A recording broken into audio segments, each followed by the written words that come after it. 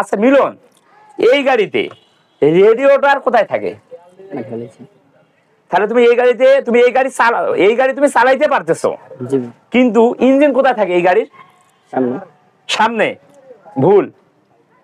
আসলে এই জ্যাক গাড়ির ইঞ্জিন তোমার এই নিচে আছে, ড্রাইভারের নিচে। তাহলে তুমি এই গাড়ি চালাইতে পারতেছো, কিন্তু এই গাড়ির দৈর্ঘ্যটা দেখছো কত বড়? দেখছো কত বড় আছে? দেখো, তাহলে এটি হচ্ছে কি 12 ফিট গাড়ি। তোমার এখান থেকে বডিটি হচ্ছে 12 ফিট।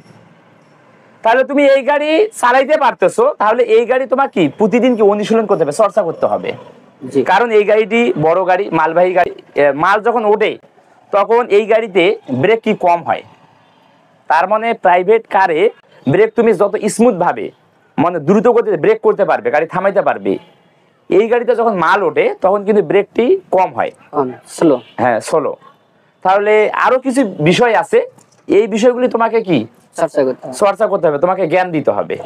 তোমাকে ওই বিষয়গুলি জানাবো আমি। তাহলে তোমাকে কি জানতে হবে? যেমন তুমি বললে ইঞ্জিন থাকে সামনে, ইঞ্জিন সামনে না, ড্রাইভারের নিচে। রেডিওটা তাও নিচে। এই যে রেডিওটারে পানি দেওয়া হয়, যে রেডিওটার ওভারফ্লো ট্যাঙ্ক কোথায় থাকে? প্রাইভেট কারে কোথায় থাকে? সামনে। Engine বোনাটে, engine কভারে। আর এখানে দেখো, এখানেই এই যে এটি হচ্ছে জ্যাক গাড়ির রেডিওটার ওভারফ্লো ট্যাঙ্ক। তাহলে আপনারা যারা ভাবতেছেন যে আমি প্রাইভেট গাড়ি চালানো শিখছি, আমি এখন সব গাড়ি চালাতে পারবো, এই কথা ভুল। এটি ভুল। পারবেন, গাড়ি চালাতে পারবেন, কিন্তু ওই গাড়ি বিষয়ে আপনাকে জানতে হবে, ওই গাড়ি সম্পর্কে আপনাকে জানতে হবে।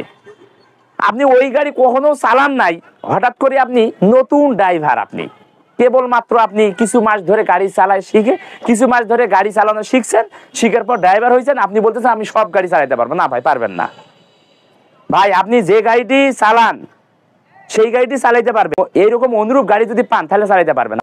যদি অন্য কোনো যদি গাড়ি যদি পান তাহলে আপনার সমস্যা হবে, আপনি তো নতুন ড্রাইভার। তাহলে আপনাকে বিভিন্ন গাড়ি দিয়ে গাড়ি চালানোর প্রশিক্ষণ নিতে হবে।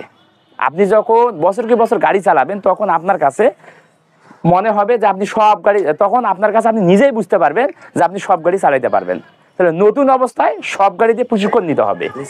সেই কারণে ফুলবাড়ি ড্রাইভিং প্রশিক্ষণ কেন্দ্র সব গাড়ি দিয়ে প্রশিক্ষণ দেয়। একজন ড্রাইভার তৈরি হবে, তাকে ভালো করে তৈরি করতে হবে।